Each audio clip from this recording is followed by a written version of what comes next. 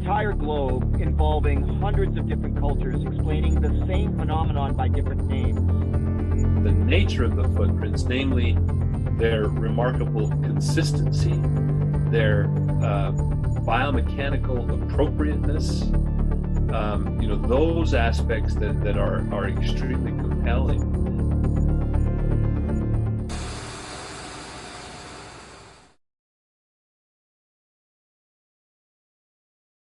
We're so happy you're here tonight, and I'm Tim. And I'm Dana, and we are so excited to have you on the show tonight. We're thrilled. Yeah, we have Stacy Brown Jr.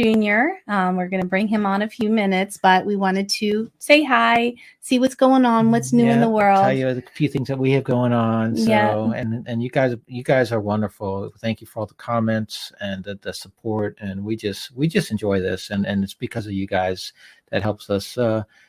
Share everything that we're doing with you. So what's going on in the news?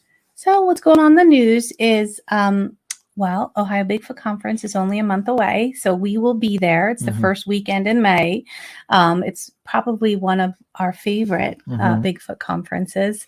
And actually Tim's going to be the MC at the event. I am. I'm so honored that Mark DeWorth even asked me to be. I'm surprised, but I'm thrilled because it's like family there. So we're going to have a ton of fun. Yep. So Tim's going to be the MC and I'm going to be at the booth. Slinging books. Slaying books. Hello.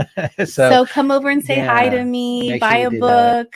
Buy your friend a book, your neighbor a book, but we'll be there. So if you're at the Ohio Bigfoot Conference, make sure to come over and say hi. Yeah, say hi. We'll love that. So that would be super cool. A ton of fun. There's a big lineup there too. So Cliff Barrickman, Renee Holland, Adam Davies is there. That's who I was thinking of, Adam. Yeah. Don Keating, Dave Baccara from the Expedition Bigfoot Museum. It's going to be a great event. It is going to be a great event. And we have something fun going on that you can only get at the end of this episode. So basically, we're starting a little contest, and we're going to have a question. Whoever answers the question first will win a free Bigfoot Influencers book. And so we'll go ahead and send it to the winner. But you have to wait until the end of the episode to hear the question. So we'll catch you at the end. And let's bring on Stacy. Yeah. So Stacy Brown Jr. is joining us tonight. Yeah. Stacy is he is so kind to be in the book. He is one of the most interesting people that I've talked to, and that does not taking anything away from anyone else because everyone's awesome and we love them. But he's just cool. He's down to earth, and he's been involved with this since he's been a little kid, I guess, a young man. Him and his dad would go out in the woods, and then he had a sighting, and then in 2012. Him and his father probably caught what most believe is the best thermal image of a potential Bigfoot and that we've ever got in Florida. And so that's fascinating. And we'll share links to that in the show so you guys can take a look at the video and let us know what you think. Then he went on to, he was the winner. He entered a contest that was called the $10 million Bigfoot Bounty, and he won that. And then he became, after that, he's, from there, he's a producer, author, editor. Well, not author, but not yet, I don't think, but a director of documentaries. And he's just a fascinating guy. So I think we should bring him in. I do too. All right. So come on in, Stacy.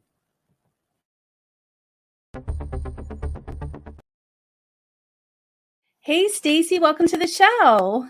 So good to have you. How y'all doing? Good. How you doing tonight? We're super excited to have you on tonight.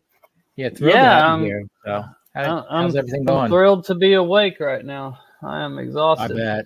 It's been a long weekend, it's probably getting warm in Florida too, isn't it?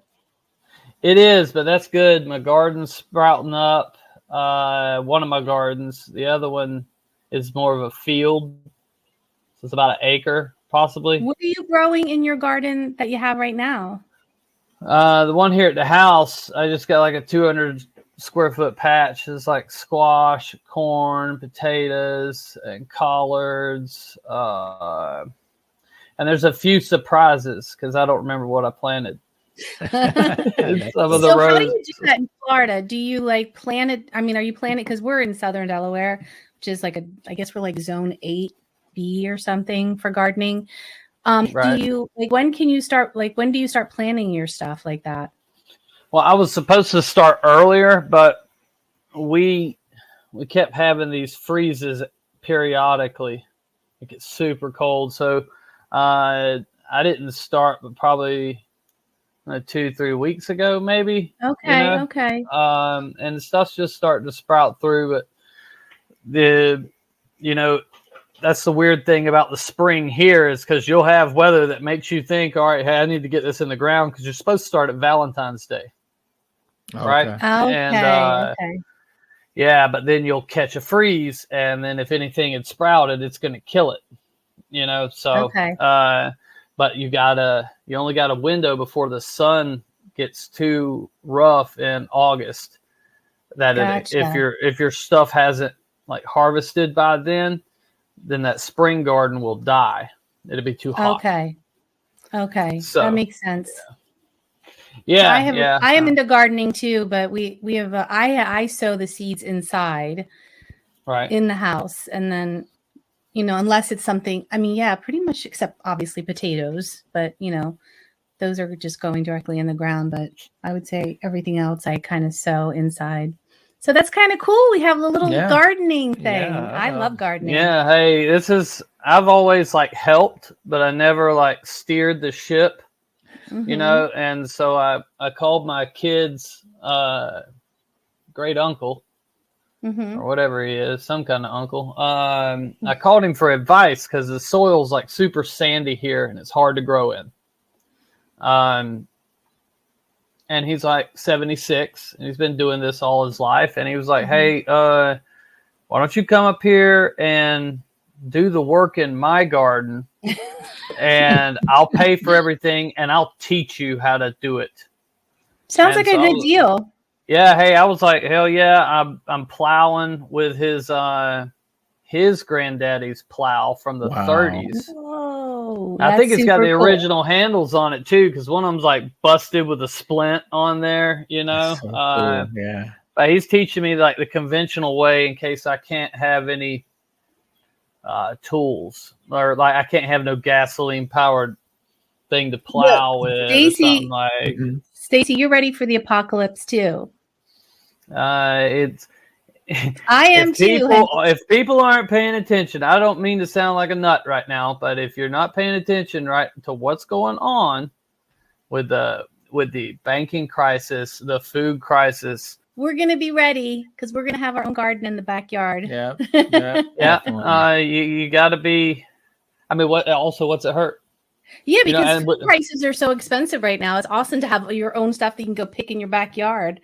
Well, it's important just to be just to try to eat healthy. Just eat, just eat what comes out of the ground and do it yourself. But have you noticed that it's cheaper to eat terrible? Oh yeah, it is more expensive to eat healthy. Yeah, but what I try to tell people too is that so healthy food might cost more, but in the long run, it's a lot cheaper than having to pay for a bunch of medical bills. So taking care of yourself by eating healthier food in the end ends up saving you money, even if you can't grow it in your backyard, Right. So that's a good point. But, let's get into Bigfoot. Yeah. So before you got into Bigfoot, Stacy, what were you like as a child? Like your young Stacy Brown Jr., what was he like? Well, I got into Bigfoot at such a young age. I was like 6. Wow. But besides that, I played sports. I love Miami Dolphins. Now I hate them. I still love them. But it's like, bro, it's been 39 years and you ain't won the Super Bowl since I've been alive. Right. So, So I really loved football. I looked up Dan Marino and I played football, thought about football. I literally sit in the yard and Daddy had these like tires set up for me to throw through. And then there was one on a tree that he would push and then I'd throw through that. And I spent a lot of time doing that. And that just kind of translated when I became older. I guess it's like you have a goal and then you kind of get obsessed with it. It's like the person who keeps getting plastic surgery. You know, it's like if I reach a goal, there's still going to be another goal. You know, because it's something to stay busy with, I guess. But so then around, I don't know, 6th, 7th grade, I got into wrestling, and I was like super into that. Loved it. And then right about 8th grade, I started learning to play the guitar. And had a band. Through high school, we were literally in high school playing the college bars, opening for like big acts that were coming through. They played us on the radio station here in town. We were selling CDs. We had like a draw of like 150 people in 10th grade. That's pretty cool. That's pretty crazy. You know, so it was fun. And I did the music thing because I still love music. I still love to write. The bad thing about being in a rock band is the being in a rock band part. Like drunks. I say I used to be one, but I got to where I just couldn't be around people who are drunk. Like, I don't drink. I haven't drank in like 7 years, besides like the occasional toast or something like that. But not intoxicated. And so that's a lot going on, Stacy, for your youth. Like you had all of that. Plus, so you said you became interested in Bigfoot, like really into it at the age of 6. Like what prompted that? Unsolved Mysteries. My dad, he would watch those shows, you know, so like, I don't know what it was like to be scared of the thing that lived in the closet or under the bed.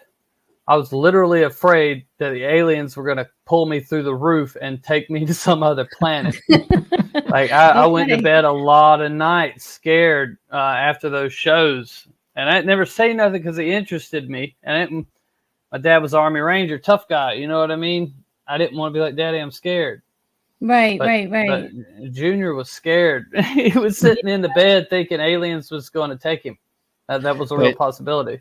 And you and your dad were pretty close, right? Yeah. So, you know, we did a ton of stuff together, and he's really what started it though for me. Because he was. So how did it go from watching Unsolved Mysteries to like, what was the next step for you? Okay, so it went from Unsolved Mysteries to me hunting Bigfoot with my friends at around 6, because I was convinced that he lived in the neighborhood where I was at. Funny story, years later, after I'm on Bigfoot Bounty, I get a report from that neighborhood that was like 10 years old, and I'm like, bro. That's crazy. That's crazy. So we would go out in the swamp, the neighborhood there, and it had a swamp in it, and we would go and play in the swamp, and so I really came to love the woods. We were poor, you know, the community was poor, so we did a lot of fishing, you know, a lot of like hunting trips, you know, and that was the way it was. It was happy though. It was fun. Honestly, I wouldn't trade my childhood for nothing. But then years later, I'd still always been interested in Bigfoot. I just had these other passions that I put on the front burner, right? And then years later, me and my dad, I can't remember, like when Rick Dyer thing came out, the body in the freezer, the first one that was on CNN. I got burned, bro. I straight believed. I was hook, line, and sinker. You know, I was like, hey, they got it. I told y'all Bigfoot was real. And everybody just trashed me all the time. And then me and my dad would go camping so we could hang out, you know, out in the woods where we fish or whatever. We go hiking into these places. And we were Bigfooting.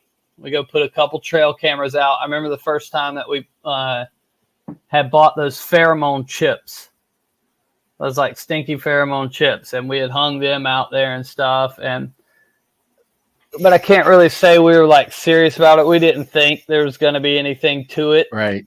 You know, we were Bigfooting for what that's worth, but it wasn't like all right, hey, listen, I know I'm starting to track the game and see where the game's going. You know what I mean? Or follow the reports or such. Right.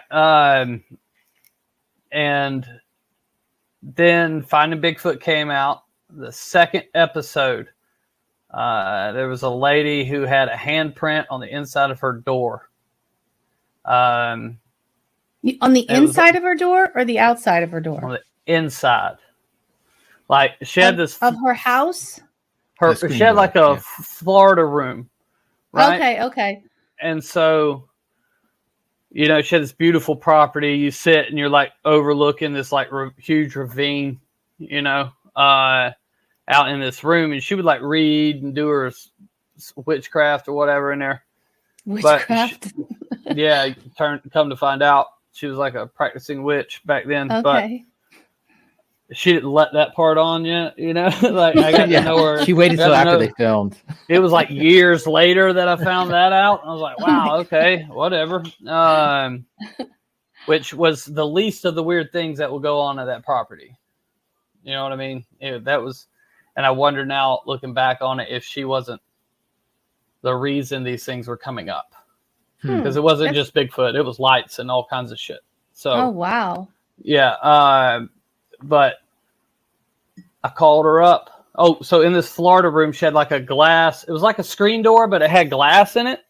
Okay. And this thing had popped the lock and stuck its arm in, and then the door, I guess, shut back on it. But it left a handprint was like 12 inches long.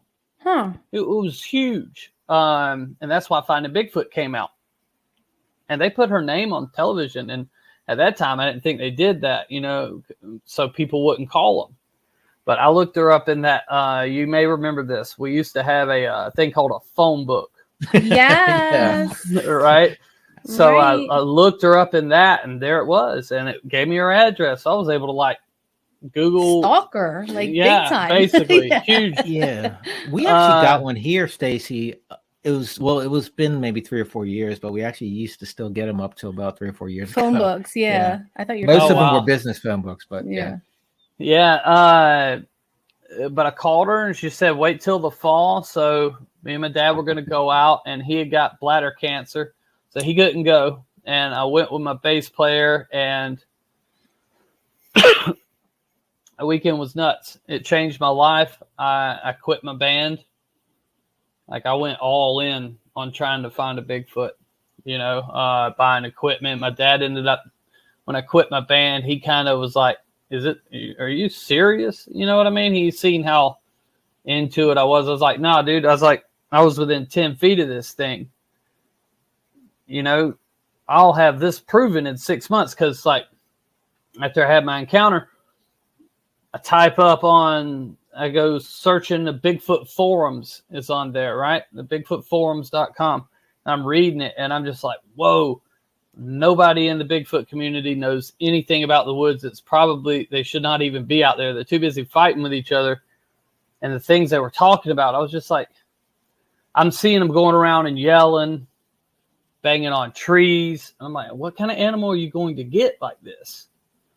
Like, it's not going to happen. Anything out in the woods, unless you're in a state park and they've been getting fed, is not going to come up to you. Like, nothing.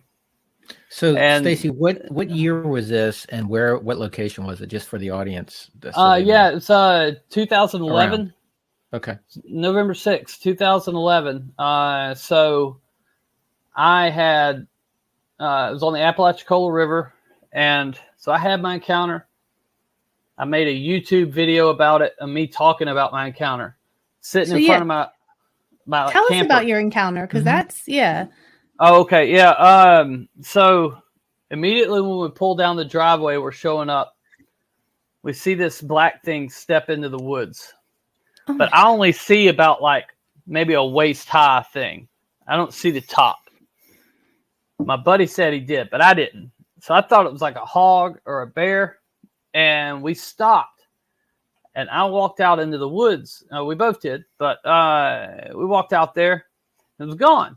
Nothing there. It was like, it didn't take us 20 seconds. This thing should have still been at least in the area. And the way the woods were, they were so open that you could have literally seen something. Right. You know, if he was 20 seconds ahead of you running down that hill. So we're like, all right, hey, power of suggestion, bro. We're going to freak ourselves out. And we roll up there to the house. She drives us around the property, and she's like, homeboy seen one here. Girl seen one here. Yada, yada, yada. And then she stops at one point and shows us some structures. Now, these structures were like this tall, right? Like a foot. Maybe some of them were 3 feet. But nothing like you see like Todd Standing stuff or anything like that. It's these huge, massive structures. These were all little structures that were pretty intricate. And so I'm thinking it's her, right? She's bullshitting. Or she's not on the up and up. And then she takes us to this spot and she drops us out. And she goes, oh, by the way, you are the first people to camp here. Like the BFRO had been in this place for 7 years and nobody had ever stayed the night. It's another thing that I didn't understand about the Bigfoot community at the time is that this is mainly a nocturnal animal for the most part. They're seen during the daytime, and I believe that cycles up with your feed times when your major feed times are in the middle of the day. That's when these things are seen around in the daytime. But for the most part, they're nocturnal animals. Why are you not looking at night? Why are y'all not going out at night? And so I was like, okay, she's trying to scare us now, right? So we walk around the property. We're sitting over by them structures, and we're on a good incline, right? We're on a good little hill, and enough to where if you dropped the ball, it would roll away, right? So it's November, and the hickory nuts are falling, but we notice that some of them are falling uphill, right? And I was like, bud, I'm pretty sure that something just got thrown at us. And he's like, no way. And then, happens again. And so I eased this little thermal I had out of my backpack. And it was one of them thermals. It's like the handheld. It's got the screen.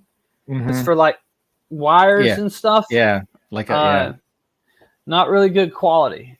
They're about like the ones that they put on cell phones now. It's about the same quality, right? So I shine across this ravine, and there's this little bitty tree, probably no bigger than a mason jar around, and there's this huge heat signature behind it. Like old boy's trying to hide behind it. Something like this, right? like a 2-year-old or a 3-year-old would do. Yeah, like, hey, I closed my eyes and I can't see you, so you can't see me, right? So we go back to the camp. It kind of scares us, right? A little freaked out by that. Don't know what that is. Don't know if the thermal's working right. It's not really moving. You know what I mean? So we go back to the camp. Now it takes us about 1.5 mile walk to get back to the camp. But what I didn't realize at the time, that the camp was only like 3 hills over. I could have just direct lined it through the woods and been right there. So when we get back to the camp, we start hearing something walking around the base of this hill we're on. And it's freaking us out, right? It's to the point where I walk over to the woods and I shine a light where I heard the walking, and I'm shining it. And I'm like, all right, I'm going to wait you out. And then you just sit there and hold the light for literally like 10 minutes. Nothing moves. You figure anything's going to come out of there by now. And then I'm like, I'm going nuts. So I turn the light off, turn around, walk up the hill, starts back again, right? And then we're hearing like, sounds like grunts, like a something like that, And it got to the point where I was yelling, leave us alone. Right. So Matt started Stacy, drinking. I'm sorry. So you say you shouted out, leave us alone. Is that what you wanted it to do? Did you want it to leave you alone? Did at that point fear take over your curiosity? At that time, I was scared to death of these things. Okay. So your fear took over your curiosity, which is amazing because you're so curious about this. But at this point, Yeah, well, I still didn't really think there was a Bigfoot. Okay. You know what I mean? And so we go back and sit down. We're talking, and then we hear like a deep breathing. And then there this thing is at the wood line looking at us. And it just turns around. It? Oh, yeah, absolutely. Okay. And it turns around and walks off. 5-10 seconds, something like that. I don't know, maybe longer. The weird thing is that we didn't hear it walk up. You couldn't walk through the woods in November at this location. The dry leaves, right? Yeah. With the dry leaves. Like Florida gets a lot of rain, but stuff dries out quick here because it's so hot, right? And November's really not cold. It's chilly, 60s, but it ain't 30s yet. So Stacy, real quick, what can you describe what you saw, like when you saw the Sasquatch? It looks a lot like a human, right? But then there was other features because it was kind of like a mix, right? And I guess maybe the skin being kind of like a charcoal was maybe what you would relate it like that for. But thin lips, like super thin lips, almost like just a slit, right? But then a very and it had a wide nose.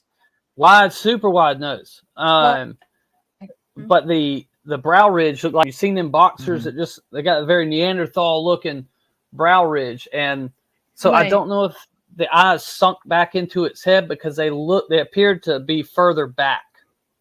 Right. But it may have been the brow ridge that gave it that, but everybody describes Sasquatch, or you see in like movies, popular culture, like Jack Links and stuff, the very manicured coat looks nice, thick. This was far from that. This thing looked more like the Falk monster on the cover of Boggy Creek, right? Real lanky. He looked like he lived in the swamp, right? The hair was kind of thin, right? And it just sat there and looked at it. And I didn't think to look to see if it was a male, right? So everybody's like, well, it was a male, female. Well, I didn't see no breasts, so I didn't think it was a female, but I didn't think about that. It's when these things happen, it's like, well, why didn't you pull your camera out and take a picture? Like, bro, I swear it would have been the last thing you thought about. Yeah. So it just turns around. I don't really remember seeing ears. Like there were so many things that I didn't pay attention for. I looked him right in the face, right? And you say, how far away was he from you? I would like to say 10 feet, maybe 10 yards, I guess. I don't know, 10 yards maybe at the most. Yeah, okay. I can't remember exactly how far it was to the tree line, but it wasn't far. I mean, you could close this gap in a few seconds. Right. That's close. And the feeling I had of that, the terror. Okay, so you're seeing something this size, and I have a 44 Magnum Ruger Red Hawk on my hip. This is a nickel-plated gun. It's shiny and it's big. The one reason I got it is so I could use it as a weapon after I ran out of ammunition. You could hit somebody with this gun. It wouldn't have done nothing. Like I didn't feel that gun would have dropped it or stopped it. And I don't know why somebody, because I'm carrying this gun the whole time I'm in the woods. Right? It is there. Why would you be playing with somebody like this? You know what I mean? That just, not saying it ain't possible, that somebody had a super good suit and had lost their mind and thought, hey, I'm going to walk up on these two redneck boys and scare them. And the one's got a huge gun on his side. Exactly. I guess it could happen. I guess it could happen, but I don't think so. And I just remember thinking, whatever happens now is up to him, because I ain't got no matter in it, and that's a very helpless feeling, right? But then it just turns around and walks off. Just come up there, look at you, see what you're doing, checking in, and rides out. So he walked off. He went back down the hill. He continued to mess around and stuff, and then I ended up falling asleep on the cooler, and I fell off, right? I was like dozing off and fell forward, caught myself. Matt had already went and got the tent, and I went over to the tent. I was like, hey, dude, because we work together. I was like, you can tell everybody you want to that I slept in your tent with you. I don't care. I'm not sleeping by myself right now, bro. And so Stacy, I'm sorry. So back to the encounter. Did Mark witness anything? Did he see anything? Did Matt? Matt. Oh, I'm sorry. Oh my gosh. Sorry, honey. Yeah. Matt? Oh yeah. So Matt saw what you saw. Mm-hmm. Yeah. That's crazy. And then he wanted, so we wake up at like 3 a.m. to this, like I wake up to him screaming, and when I wake up, the tent does like that to my face. Oh my God. And comes back up. So I guess it knew we was in there and was pushing down on the tent. So because maybe it didn't know what the tent was. We were the first people to camp out there. Maybe this was the first time it had ever seen a tent. But then it just runs off. And daylight comes, and Matt wants to get in the truck and lock the doors. And I was like, nope, I'm good right here. I'm just going to sit awake right here in the tent. I didn't want to wake up and that thing be looking at me through the window. Right. I didn't know if I would survive that. Okay. Because the thing about what we're doing when we Bigfoot research is you are going down in the ape enclosure, right? Like it's cool to see the animals on a video. It's cool to watch the gorillas from the top up there where the glass is, and you can look down on them playing and being mean to each other and whatnot, but then go down in there with them. That's what you guys are doing. Mm-hmm. Yeah. And it's incredibly stupid, because these things, there is no, if they want you hurt, it's done, and I don't like that. I'm not a fan of having your head ripped off by an 800-pound creature or whatever. Yeah. I don't blame you. So do you want to? I'm so much more curious about this encounter, Stacey. So, because I'm just trying to experience this in my head, like you've experienced, which I know is impossible. But so you see this thing, and Matt sees this thing with you, and it walks off. I mean, are you guys like, dude, like, what the heck was that? Like, what was your reaction? I just looked at him. And this was like your bassist, or who was it? Your guitarist? Yeah. And he's not a Bigfooter, right? He thinks Bigfoot's cool as well. Okay. Right. But still, this is the first time you're right. Yeah. He never even went and looked for it, right? That's what I mean. And then so he had to be completely his mind completely right. It said something, one line kind of thing, like dude or something like that. Right. And, proceeded to start drinking.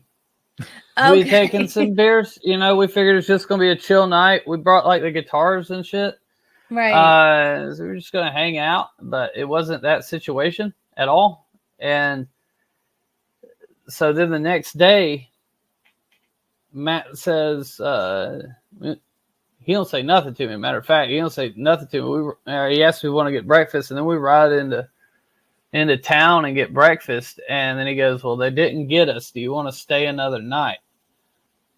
And I was like, I don't know, bro. And so I called my dad. My dad's like, you mean to tell me you've been looking for Bigfoot for the better part of 20 years, and you found out where he's at and you're coming home, he's like, I'm going to punch you in the face if you come home. That's going to be what happens. You found Bigfoot and you're going to leave? And so so we stayed. We stayed another night. I was like, yeah, I guess you're right. We're all right. Matt's like, it didn't hurt us, man. We're all good. And then the next night, as soon as it hit dark, now we walked around all day looking for structures and stuff again, talking to the lady, because now we believe it. Right. So nothing all day, gets dark, starts up again. Thing starts walking around the base of that hill again. But besides some grunts, nothing really happened to probably right around midnight. And then at midnight or somewhere around there, the worst possible thing that could have happened. This thing screams, right? And it's super loud. You can tell he's just right down there. He's like, you know what I mean? He lets this blood-curdling scream out. But then something answers him, and it's the same scream. And it's probably a mile away, maybe. You know what I mean? And I was like, oh, my God, there's more of them. And he's calling his friends over. He's calling the boys in because it's like, hey, we got a good time. Come on, fellas. And or dinner, one of the two, right? Yeah. And so, but then it stops. Everything stops. I guess when that thing replied, he rode to him. You know, he went out. And that was relieving, you know, but the whole night we're sitting there thinking, oh my God, there's about to be 3 or 4 of these things up here. You know, at least 2 of them, bro. And we about left right then as well. But we stayed. And so what time was it that you guys left? The next morning. Oh, okay. So you made it through. Nice. You made it through. Yeah. Okay. Did make it through because he stopped at that point. You know, and you're still here, so they didn't get you. Right. They didn't get me. So man. anyone listening, he made it through. So I'm getting this impression, Stacy, and I don't know what you think about them because obviously you've had real life experience, is that they're gentle giants, kind of like a silverback gorilla. I don't know. Right. In regards to humans, I mean, I'm sure they're eating deer and stuff like that. But I would like to think so. Right. But there's I've taken some credible reports where these things are like trying to get people, like trying to get inside the place they went into to get away from it. We've been what we think was a bluff charge, They seem to be afraid for the most part, but curious. However, I don't think they're on the menu, but I do believe if you are in the right place at the right time, just like with a bear, if you're in the right place at the right time, and you don't never know. I mean, I'm sure we've got Sasquatch that are mentally challenged. I'm sure we got Sasquatch who just like to kill things. Right. And I'm sure it's just like people. It's like they got all types, and you may have some of them that are like loners or, super territorial, just aggravated, and take you out. It's like a lot of people go missing. That doesn't mean it's Bigfoot, but these things are out there. And at least to me, knowing they're out there, that has to be on the table, because I believe if you were to come around one's young by accident, you stumbled up on one, I think you would, you probably meet your demise really quick. And then if you seen one and then took a shot, and let's say you actually shot it. Let's say you shot it with a 45, 9mm, whatever. You ain't gonna kill it. How's it gonna feel about you hurting it though? It might tear your head off. So I don't know. They're so big I see a lot of people do that. Oh, they're the forest friends. I got a buddy and he's like my Sasquatch friends. I think it's a naive way of thinking of things. Well, any wild animal that has any predatory or wild animal, even a non-predatory wild animal, moose and things like that, people can get killed from. So, and deer, it's just, yeah, I think I agree with you there, Stacy. I wouldn't mess around with them. And what are some of the other dangers in some of the areas that you research in Florida? Pythons, kill Africanized bees, gators, venomous snakes. The little snakes are the worst because you can't see them. Right. Do you have bears there? Yeah, we got bears. Okay. They're not huge. They're like I got the one here at the house is like 300 pounds. Okay. You know? And they're just black bears. So, you holler and they'll go away, but maybe one mountain day. Lions. Do you have mountain lions? We got panthers. We got panthers. Panthers. Okay.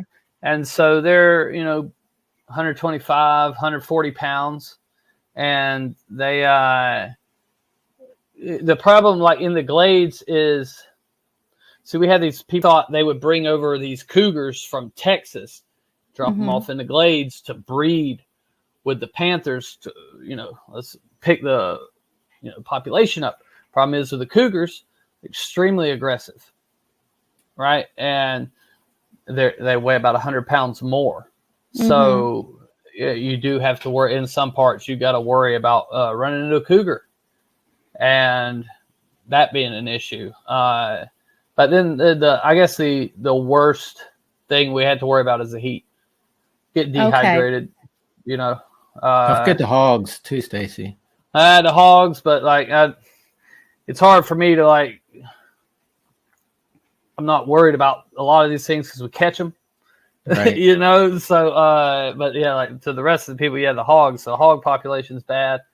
And some of them get up there to 300 pounds. So, I mean, because what are they like? I'm trying to figure out what these hogs are like. Are they like wild boars? Are they like wild domesticated pigs? Or well, so what you can do? Funny thing about a hog is that you can domesticate a wild one, and he will, if you neuter him after you catch him and put him in the pen, he will turn into that swine that you're seeing everywhere else, right? Once that testosterone's not flowing through.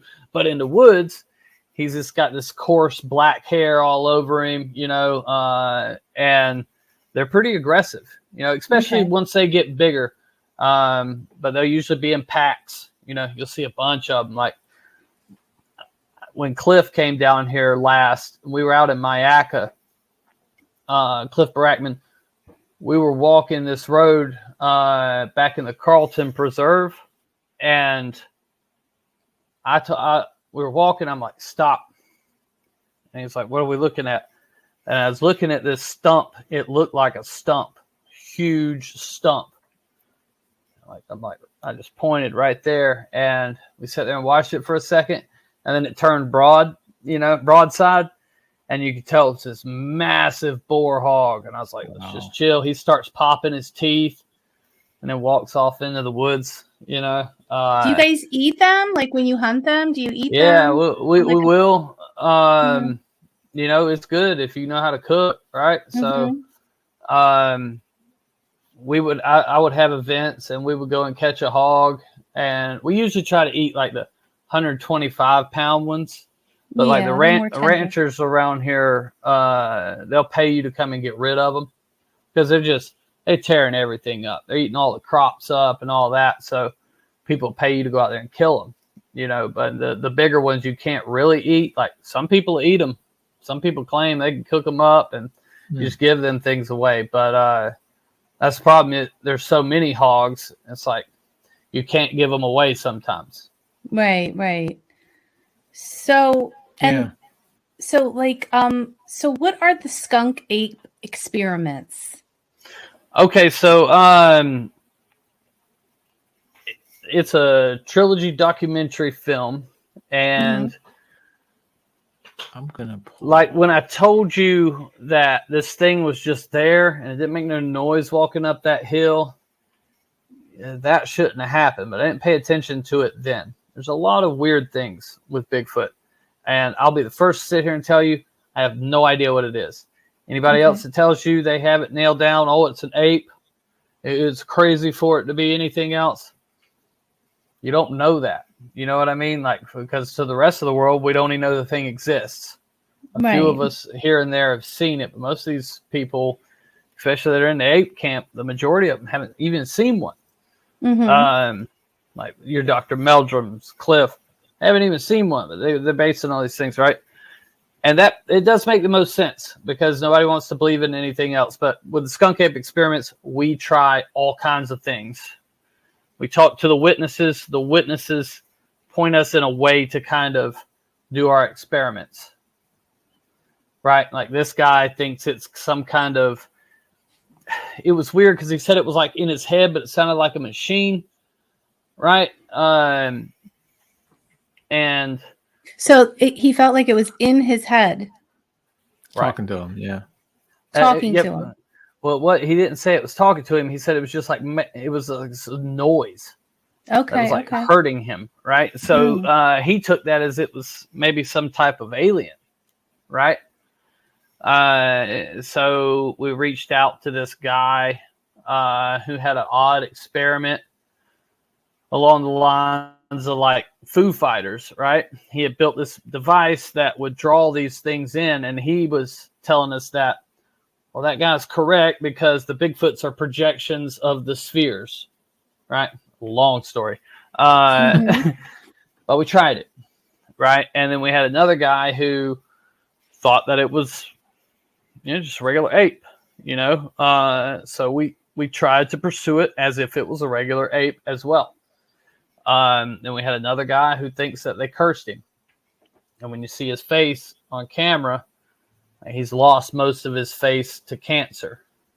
But he wasn't sick until he started seeing these things and like the balls of light and all that. So then we tried more. We went to a place that had like Indian burial grounds and tried some stuff along those lines as if maybe it was a magical type creature. So it was just fun to see what we would get, where would the evidence lead, or like where would the experiments take us.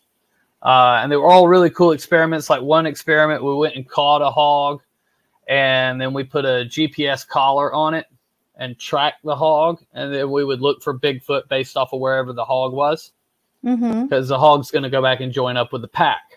He's not going to stay off there by himself. So, and the thought was that the Bigfoot would be chasing and feeding off the hogs, right? Because if he's a normal animal, he's got to eat, and so he. Like I said earlier, I started tracking the game. You need to know where the game are, right? Because if you can predict their movement is going to be the easiest to predict. Good luck on predicting Sasquatch movement. I know there's people out there trying, there's a migration. I don't think there's a migration, but I think they're just following the animals. They're following their food source. Why would you? Hell, how far do you live from the grocery store? Yep. Right? 5-10 minutes? 15? Yeah. Right. So yeah, they're the same boat, right. They're going to live. It's going to be water within so far, and there's going to be food within so far. And so that's the thought, to track the food source with that. But, a lot of people, it's not for everybody. It's like a rated R expedition Bigfoot, Why is it rated R? Probably language. Oh, language. Okay. Well, language and like the catching of the hog. You're catching it with dogs. You know what I mean? Yeah. So okay. It's a little graphic. Yeah. Somebody could be, and then it's like a horror film at the same time. And then because like the reenactments are more made them like spooky, scary kind of stuff, and then there's like some magic, some like a ritual that's performed to try to draw the land spirits in, right? And so people take occult stuff, they take it as like the devil, so it's just like for imagery and stuff like that. And you smoke, if you smoke a cigarette, which are one of our witnesses is smoking a cigarette, that in itself makes it rated R. So Stacy, I have the trailer. Do we want to play the trailer real quick? It's like a minute or so. Yeah.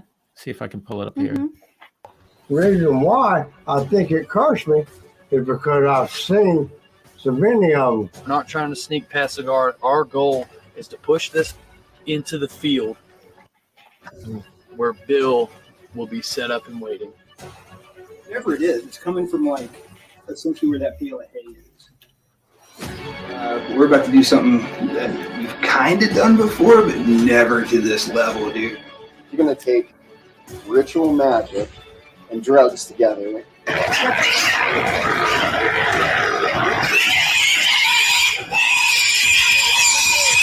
You give them an offering, like I'm telling you.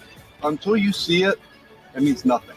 You know what I'm saying? I need to let people know that this is real. Hey, I need all you guys to move through now. Whoever's going, go through now. Yeah, that looks amazing.